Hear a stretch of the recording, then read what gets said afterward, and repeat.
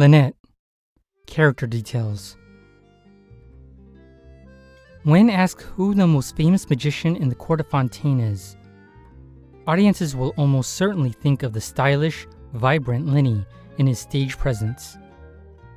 But if you were to ask after its most renowned magician assistant, people would scratch their heads and be at quite a loss to answer.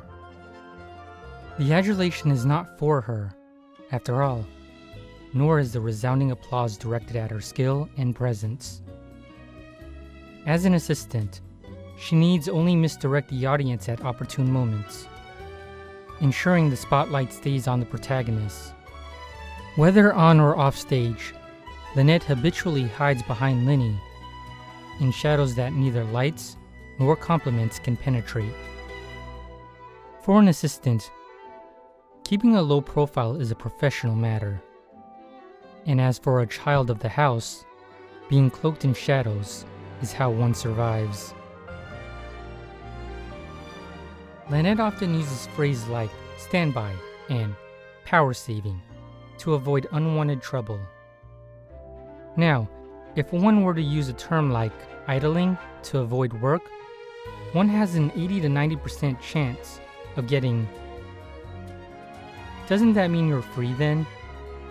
as a reply, followed by renewed haranguing.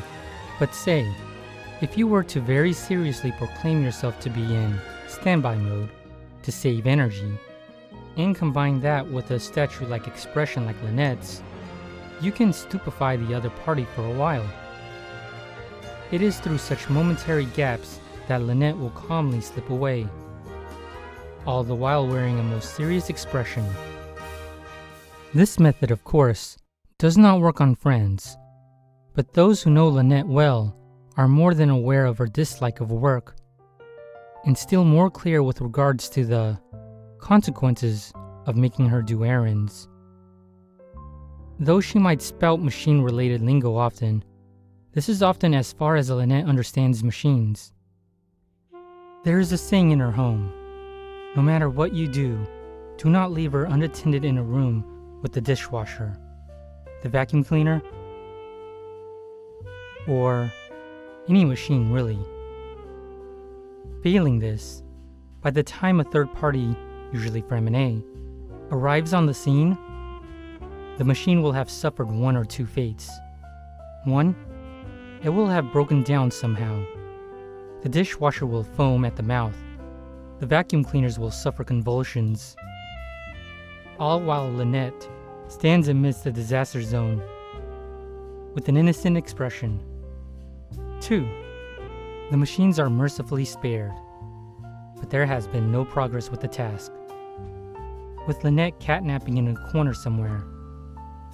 Considering that the result of any one innocent is unpredictable, and neither result is desirable.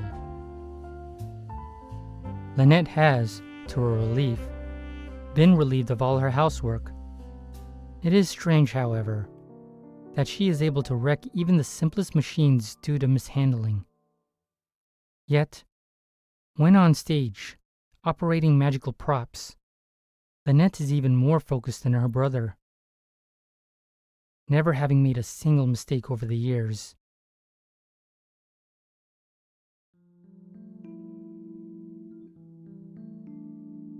From a certain point of view, a magician's assistant is a contradictory sort of work.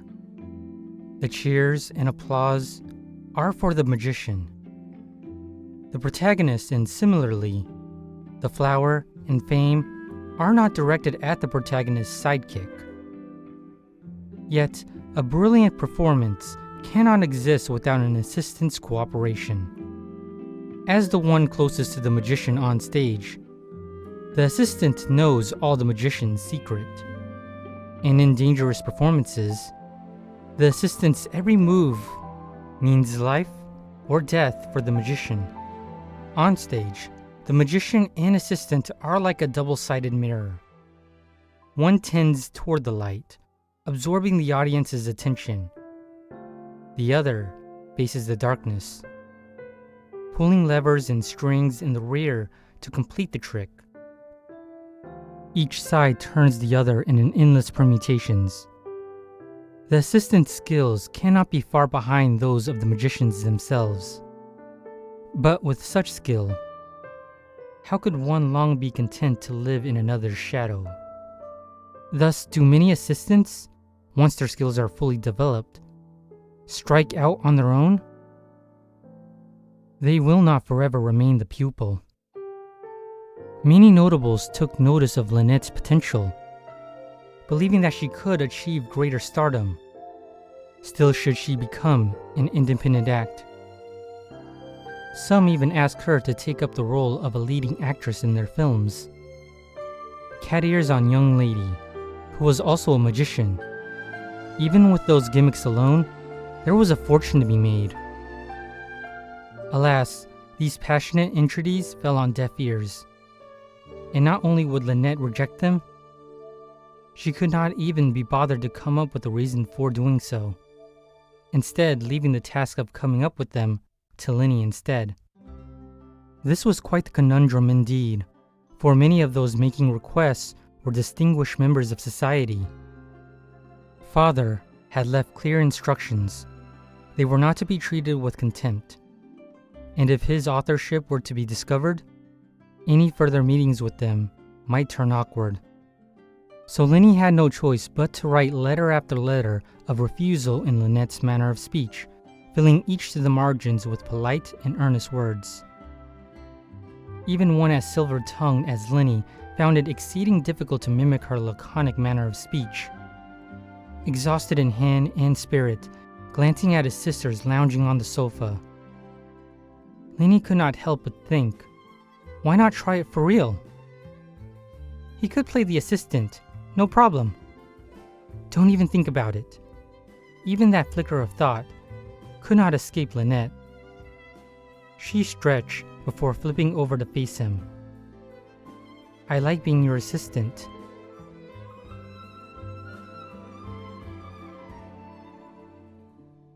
Brewing tea is one of Lynette's few hobbies. Watching the steam swirl above the teacup, getting a whiff of its elegant flavor, and the day's troubles all but melt away. Whenever a guest comes to visit, Lenny is usually the one who receives them, while Lynette waits with tea in the back. When words are had over tea at home, she is also usually the one who makes it while others do the talking. As others discuss all manners of things or engage in light and idle talk, Lynette can be found sitting at the side, holding her cup in two hands, blowing on it to cool it before drinking in small sips. Her tongue is naturally sensitive, and she cannot drink tea that is too hot. But to use merely warm water to make tea would be an abominable waste.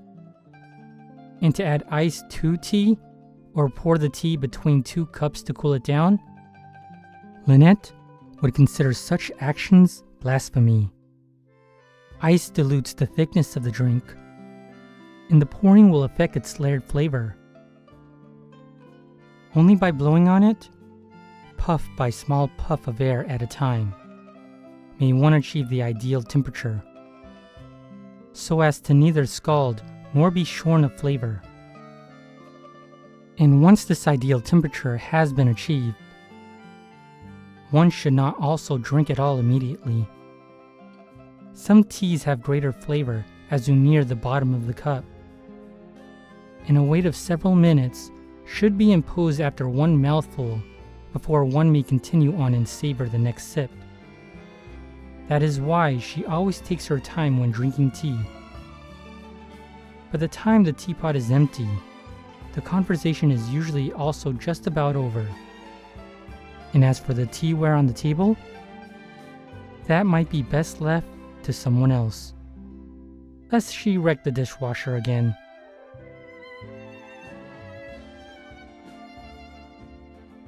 There was once an official in Fontaine who wanted to investigate the cash flow of the Hotel Bouffes d'été in the previous few months. However, no sooner had he finished drawing up a draft than his superior hastily called the whole business to a halt. This poor official could never have imagined how this was due to a letter his superior had received, complete with an attached set of photos featuring a tryst the latter had enjoyed with a famous socialite.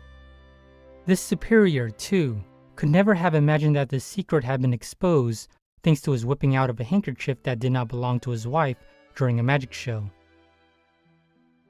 At that time, he had been all too absorbed in the exciting goings on stage, thus failing to notice the gaze directed his way from the shadows.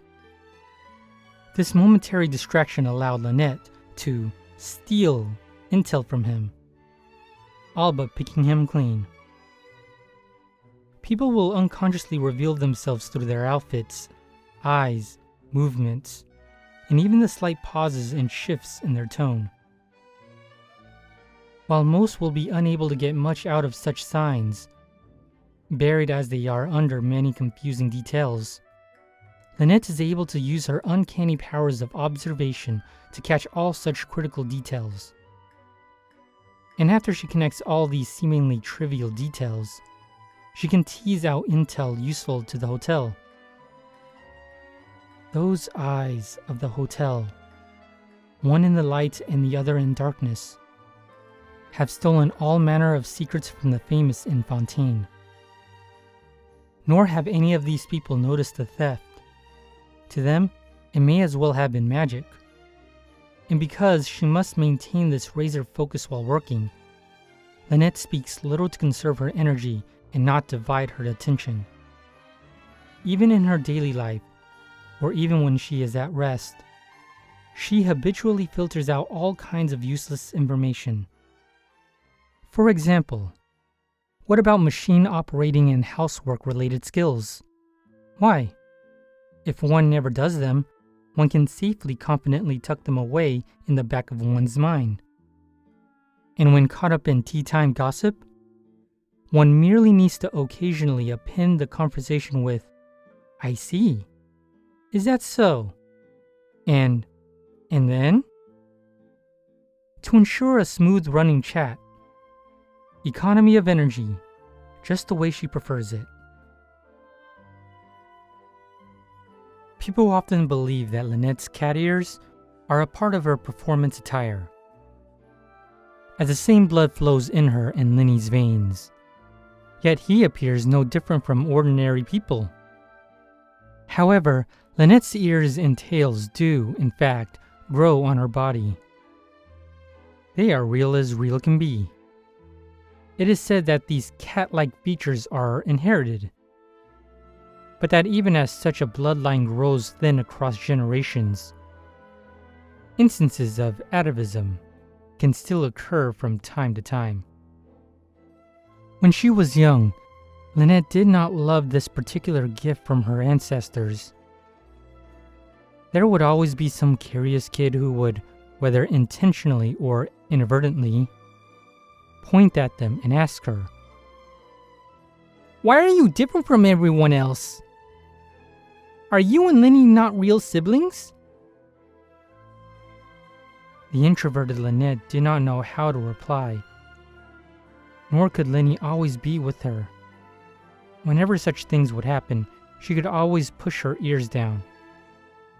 Whenever such things would happen, she could only push her ears down, curl her tail up, and squat in a corner, by herself and beside herself with misery. Only alley cats would come to comfort her, coiling around and rubbing against her ankles. She could not let her brother see her like this. She knew. He already had a great many things to worry about. He did not need this kind of trivial matter on his mind as well. But she could not simply pretend that nothing was wrong. To deceive the genius magician, she had to fool herself first. So she hugged the cat tightly to herself, softly brushing the fur on its back. As she felt its light breath, calm slowly returned to her heart. By the time the cat leapt from her arms, her face had regained its usual placid appearance. Among Fontaine's nobility, There are also some novelty-seeking degenerates. During one party, a certain important person found themselves taken with Lynette's unusual appearance. Over her protests, despite her struggling, the siblings' foster father stuffed her into the person's carriage without a second thought, almost as if giving away a sofa-scratching cat. Why her? Why was she born with these ears? In her suffocating solitude, Lynette once again covered her ears in pain, unable to hold back the bitterness repressed over long years. Stop hiding. Cowering will get you nowhere. That voice shone through the darkness with the moonlight. Come out. The one who wished to harm you is dead. That voice was cruel ice, and yet it had a spellbinding, comforting power also. Lynette lifted her eyes. The person she would in later days call Father. You have good ears. Learn to use them. Father kneaded Lynette's ears. That touch was not gentle. Indeed, they were as cold as the moon's light. And like that light, it illuminated a corner of the darkness. When a cat's ears are folded backward, that often indicates fear or vigilance. And if they stand up and point forward, that usually indicates a good mood. Whenever Lenny tells new members of Hotel Bouffe d'été about the habits of ordinary cats, he will often steal a glance at his younger sister nearby.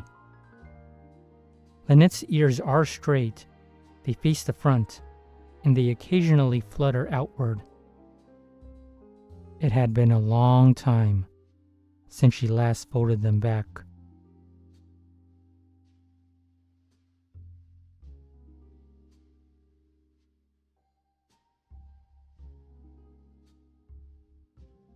This is a made-to-order automated feeding machine that Fremine helped construct. Intended to deal with the ever-increasing number of small animals at home. After a certain performance ended, Lynette discovered an abandoned box at the theater's back door. As she opened it, a few kittens barely a month old raised their heads in alarm. Yet they had not the strength to flee, and thus could only stare into her eyes anxiously. Lynette said nothing, nor did she reach out to further startle them. Instead, she simply looked back at them in silence. Slowly, they seemed to come to the understanding that she meant them no harm, and eventually dipped their straining necks.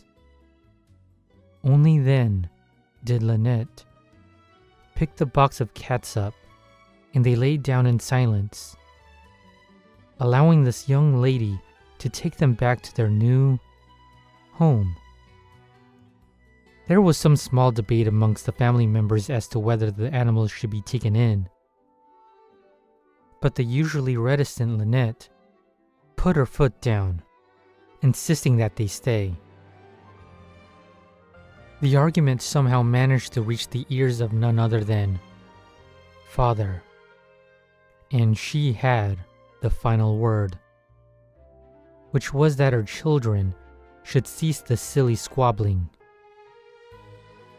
Those who wish to raise them, do so yourselves, but do it well. Don't make trouble for others. After a short silence, she then added, and if you have not taught them how to follow the rules by the end of winter, get rid of them yourselves. That statement put paid to the rest of the argument. As for the task of teaching the cats, it fell to Lynette. Considering that Lynette was usually averse to busy work, Fremine had the automated feeding machine custom made. The machine came with an internal clock and a weighing machine that could allow it to feed the kittens various foods at precise times and in fixed amounts. This machine, in turn, became one of the few machines to survive Lynette's tender mercies. Never breaking down across many years of service. Indeed, its inner components have remained spanking new, with only the plate beneath the food outlet showing much sign of use.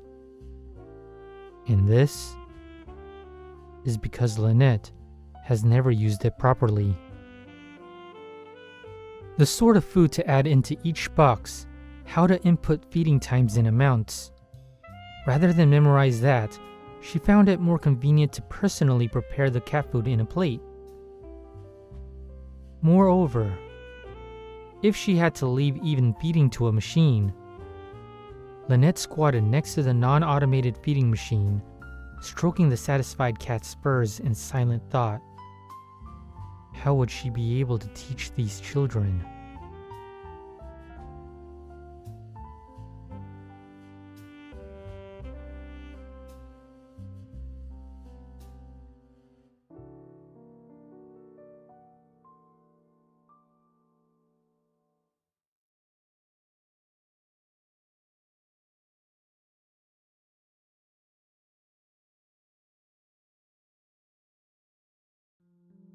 When Lynette was young, she often heard stories about visions from Lenny.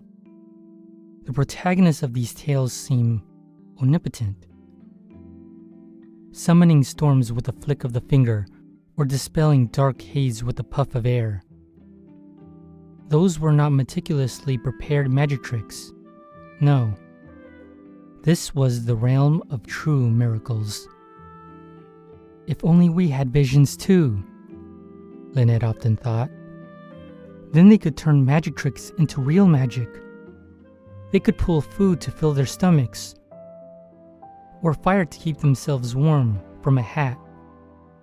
Lenny wouldn't constantly be busy just keeping them both alive. But the gods never answered her prayers. In the days that followed, she and Lenny would wander on. And after several twists and turns on the city streets and in noble mansions, they found a place to plant their feet under the aegis of their father. Both of them knew how hard this chance was to come by, and so they endured the harsh training and supported each other through countless missions. Reality had eroded their childish innocence all too early, and the dream of possessing a vision, too, had fallen by the wayside, relegated to a long-gone past. During one particular mission, they were dispatched to perform at a noble's mountain villa in order to steal incriminating evidence that their target had hidden in a study. The mission itself was ordinary, and it went quite well. During their performance, the two tampered with a window in the villa. Once the show was over, they would be able to re-enter stealthily and make off with the evidence without a trace. But just as they thought they had succeeded, 3 flares went up in the forest outside the window. A message from their family members keeping watch. 3 flares meant the worst-case scenario, that the Mason Gardenage was also targeting this person and indeed had already dispatched forces to the scene. If they retreated the way they came, there was a high chance of encountering Mason personnel. And if they were exposed as having used their status as magicians to conduct their mission, not only would they be doomed, but their family members would be implicated as well. The voices outside the study were growing louder. If they wished to escape as quickly and stealthily as possible, they would have to make a desperate gamble. The villa retreat was built against a mountain, and outside the window was a cliff, beneath which flowed a swift river. Lynette exchanged a glance with her brother, and without a word, They grasped each other's hands tightly and leapt out the window together. The rippling waves below slammed into Lenny with a terrible crash. He had attempted to absorb the impact with his shoulder just as they hit, protecting his sister once again. But the shock of the collision with the water swallowed his consciousness. Desperate, Lynette grabbed into a floating piece of wood, and by sheer dint of will, managed to drag her unconscious brother to shore, coughing up water as she struggled on. Fighting the searing pain in her lungs, she checked his condition in a panic. He was deathly pale, his eyes squeezed shut. There was no trace of his usual vitality to be seen. She hugged him tightly to prevent his temperature from dropping further, even as she surveyed her surroundings. The forest was dark and gloomy, and under cover of night, the twisted trees seemed even more malevolent. She called his name softly, hoping that he might stand up again with a grin, just as he would do in their prior performances. But this time, the only reply she received was his weak and fragile breathing. The same loneliness and fear of that fateful night so many years ago seized her heart once again. It's been so long, and we've been through so much. I thought I had grown beyond this. Why then? Is it just like that night? Can I do nothing but wait under the protection of another, as I do nothing but tremble in the darkness? No, it should be different. We made so many miracles by our own hands, conquered so many obstacles. I wish so dearly, so ardently, to stand behind you, supporting you, back to back, shoulder to shoulder. The Mason personnel could be patrolling nearby. She dared not call out to their family members, nor could they stay here. The only thing she could do now was grasp Lenny's hand tightly and haul him onto her shoulders. If she could not see the way forward, then she would hear it. Extending her ears as much as she could, she listened intently for even the slightest wisp of wind. And then, as the breeze sang through the branches and through the bushes and brushed against her face, and it gradually painted her a blurry picture, Lynette groped forward in the dark, the thorns along the path piercing her skin, staining her clothes red. Slowly, the scene before her eyes became clearer. Perhaps her ears had grown used to listening to the wind, or her eyes accustomed to the darkness. But her steps grew more agile, more resolute. On the stage without spotlights, in this performance without plaudits, Lynette had at last become the star. As the rays of dawn lanced into the woods, Lynette carried her brother back to the rendezvous point of their family, only to encounter someone wholly unexpected. Their father had arrived, having especially made the trip in person the previous night. Using the last of her strength, Lynette retrieved the sodden evidence from her bosom. But before she could hand it over, her legs gave out, taking Lenny down with her as she collapsed. Father grabbed them both, allowing the incriminating information to fall to the earth and be soiled. Sleep now, you've retrieved a far more valuable prize. A vision reflecting both the dawn sun and the twins' sleeping faces hung at Lynette's waist, glowing silently.